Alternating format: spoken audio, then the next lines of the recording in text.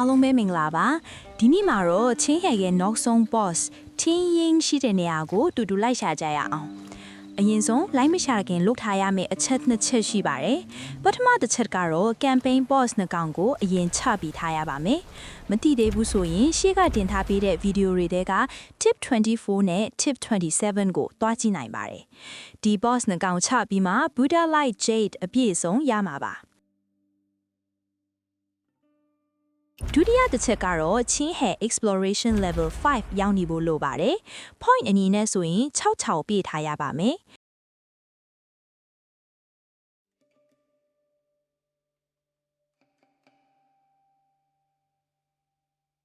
အကုန်ပြည့်စုံသွားပြီဆိုရင် campaign ထဲမှာ Halo Peak ဆိုတဲ့ quest လေးပေါ်လာပါလိမ့်မယ်နှိမ့်လိုက်မယ်ဆိုရင် The Promised Light ဆိုတဲ့ Lost Chapter Quest စာအုပ်ပုံလေးပေါ်နေမှာပါ track လုပ်ထားလိုက်မယ်နောက်တစ်နည်းအနေနဲ့ Janhu Legacy ထဲမှာလည်း Final The Promised Light ဆိုပြီးမျှော်စင်ပုံလေးနဲ့ပေါ်နေမှာပါအဲ့ဒါကိုနှိမ့်လိုက်မယ်ဆိုရင်လည်းအတူတူပါပဲပြီးရင်ဒီ quest လေးပြီးတာနဲ့ Yaksha Mash ဆိုတဲ့ Mystic Skill လေးပါရအောင်ပါquest နေရာက Sandara Land ဆိုတဲ့တောင်ပေါ်ကမျှော်စင်နားမှာပါ။ကဲဒါဆိုရင်ထုံးစံအတိုင်း quest နဲ့အနီးဆုံးတိုင်နာကိုအရင် teleport သွားကြမယ်။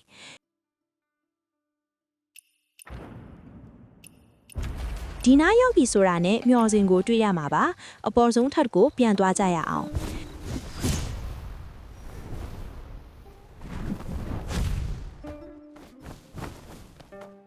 ဒီနားရောက်တာနဲ့ Buddha Light Jade ထဲ့ဖို့အန်ခွက်လေးတွေ့ရပါလိမ့်မယ်။မွန်းတဲ့ချိန်မဟုတ်ရင်ထဲ့မရသေးပါဘူး။အချိန်ကိုအရင်ပြောင်းလိုက်မယ်။ Wu Hour မင်းရုပ်နာကမွန်းတဲ့ချိန်ကိုပြောင်းလိုက်မယ်။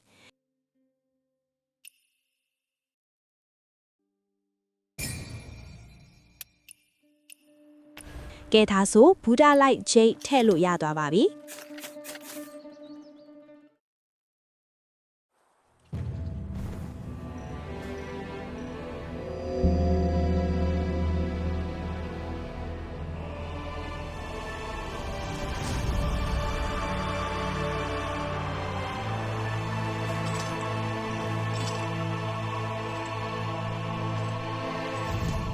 မျောစင်နဲ့လူဝင်သွားတာတွေ့လိုက်ရတယ်မလားနောက်ကလိုက်သွားဖို့အောက်ဆုံးထခုံစင်းကြမယ်ပြီးတာနဲ့မျောစင်နဲ့ဝင်ပြီးဆက်စုကြမယ်အထဲရောက်တာနဲ့ရှောက်ကြည့်ကြည့်မယ်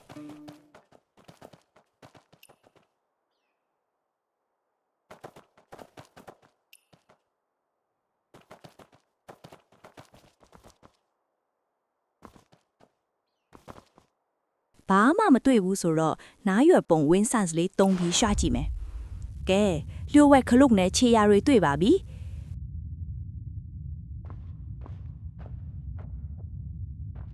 ခလုတ်မောင်းနှံလေးကိုဆွဲလိုက်မယ်။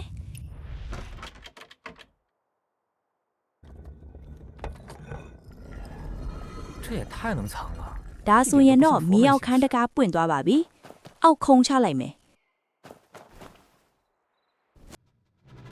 အောက်ရောက်တာနဲ့တိုင်ဖွင့်ထားလိုက်မယ်ပြီးတာနဲ့အခန်းထဲလိုက်မှုရကြတာပေါ့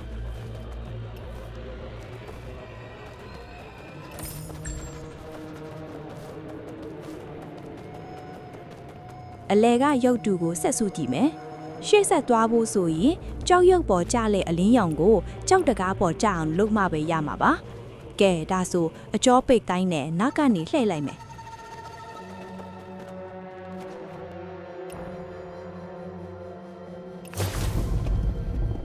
佛光灿然，破除昏暗。这里佛光。 ကဲပွင့်သွားမှာပြီရှေ့ဆက်သွားကြတာပေါ့ 走到岔路的话会怎么样？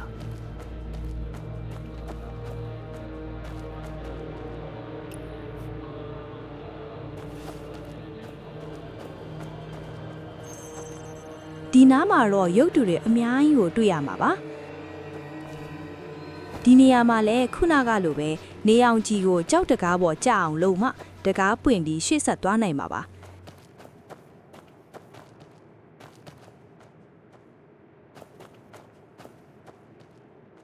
နေအောင်ကြအောင်လုပ်ရမယ့်ကြောက်တကားကဒီရုပ်တူနားမှာပါကဲအစင်လိုက်လိတ်လို့ကြည့်ကြရအောင် ပထမအောင်ဆုံးအနေနဲ့တကားပြီးကတရုတ်ကိုပြထားတယ်လို့တစ်ချက်လှည့်မယ်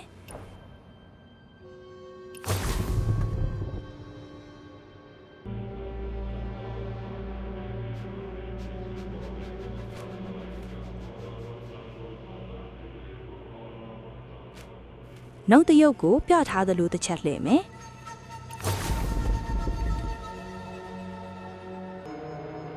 ပြီးရင်တော့အလဲကတရုတ်ကိုပြထားတယ်လို့တဲ့မယ်ပြီးတာနဲ့လာတဲ့ဖက်ကတရုတ်ကိုပြထားတယ်လို့ပဲလှည့်မယ်နောက်ဆုံးအနေနဲ့နေအောင်ရောက်နေတဲ့တရုတ်ကိုတစ်ချက်ထပ်လှည့်မယ်ကဲဒါဆိုရင်တော့တကားပွင့်သွားပါပြီ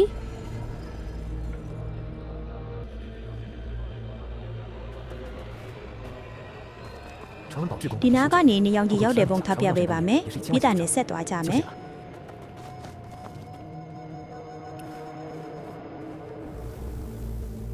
ဒီနားအောက်ပြုတ်ကျသွားတာနဲ့အပေါက်ပြင်တက်ဖို့လမ်းဆက်ရှာရအောင်ပါတကားအရင်တော့ဖွင့်ကြည့်နေတာပါ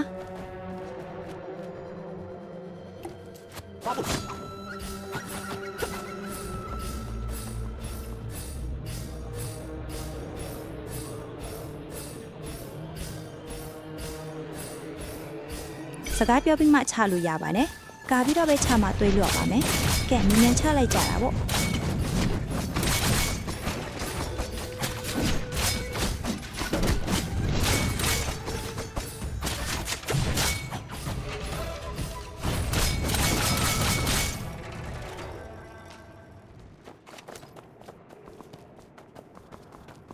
ပြီးတာနဲ့ခုနကတကားကနေအမြန်ဆက်သွားကြမယ်။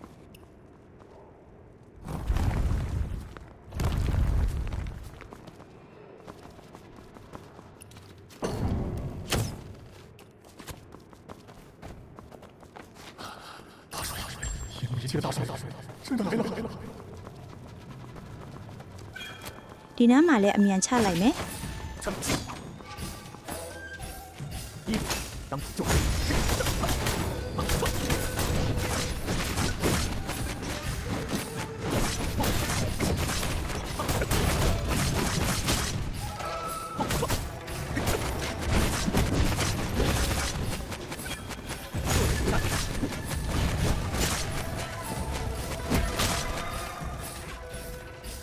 ပြီးတာနဲ့ဆက်သွားကြမယ်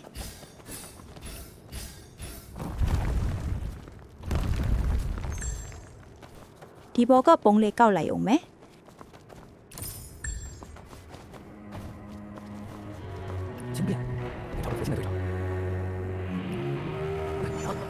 ဒီနားရောက်တာနဲ့လိုက်ကူကြီးကိုတွေ့ရမှာပါ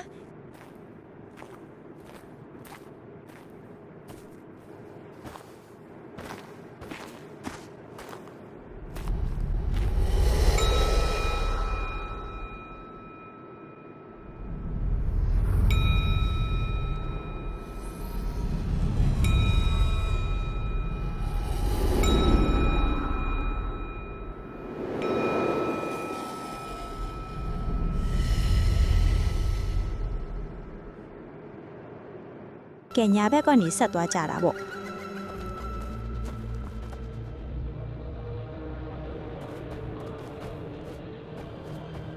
ဒီနားလေးရောက်ရင်အထက်ကနေပတ်သွားလို့ရပါတယ်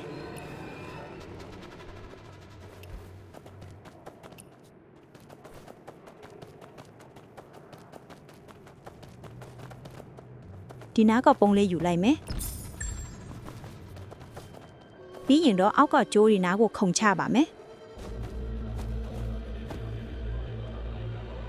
ဒီနားလေးရောက်တာနဲ့ကျိုးပေါ်ကလမ်းလျှောက်သွားမယ်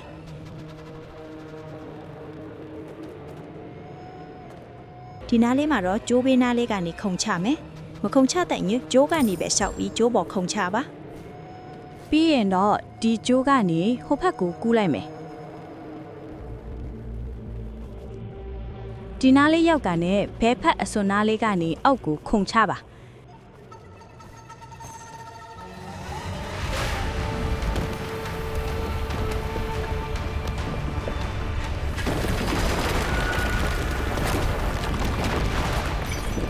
ပြီးရင်တော့အသက်လူပြေးရပါမယ်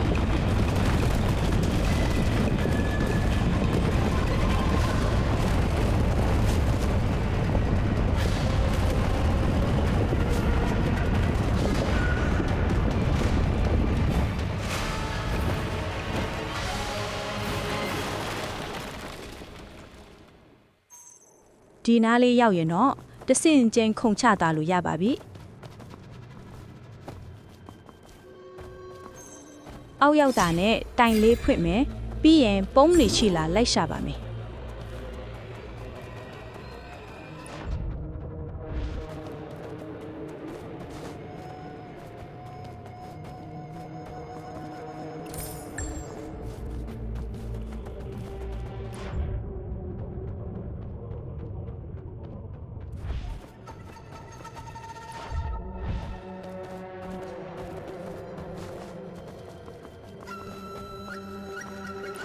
ကဲမရှိတော့ဘူးဆိုတော့ရှေ့ဆက်သွားဖို့ရုပ်တုကိုလှည့်မယ်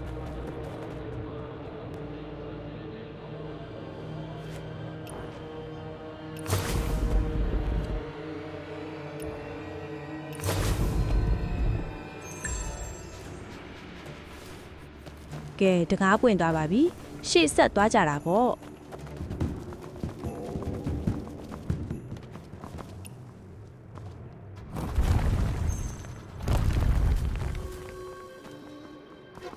ဒီနားရောက်တာနဲ့ပုံးအောင်နေရဲ့ချင်းဟဲရဲ့နောက်ဆုံး boss ထီးရင်ရင်ကိုတွေ့ပါပြီ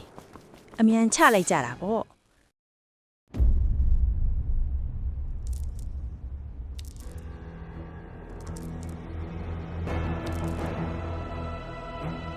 小施主，你是想见我的法相，还是真相？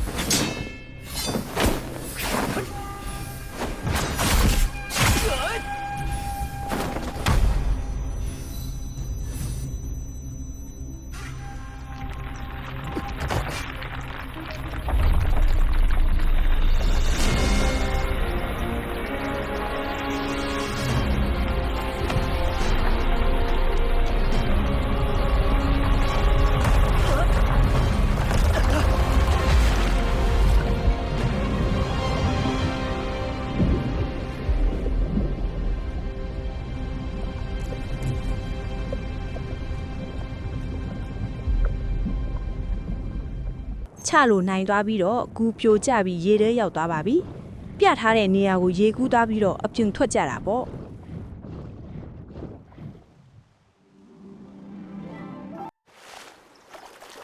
ကဲဒီနားလေးရောက်တာနဲ့ quest လေးပြီးသွားပါပြီ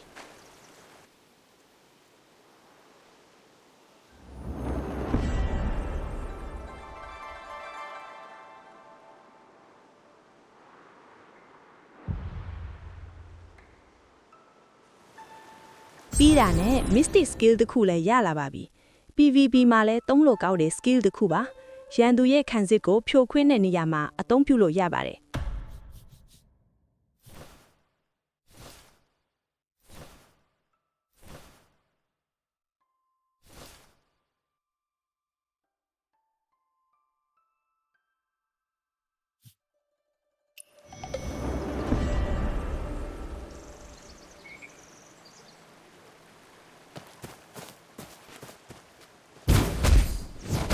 ကဲအားလုံးအတွက်အကူအညီထိမယ်လို့မျှော်လင့်ပါတယ်နောက်ဗီဒီယိုမှာပြန်တွေ့ကြတာပေါ့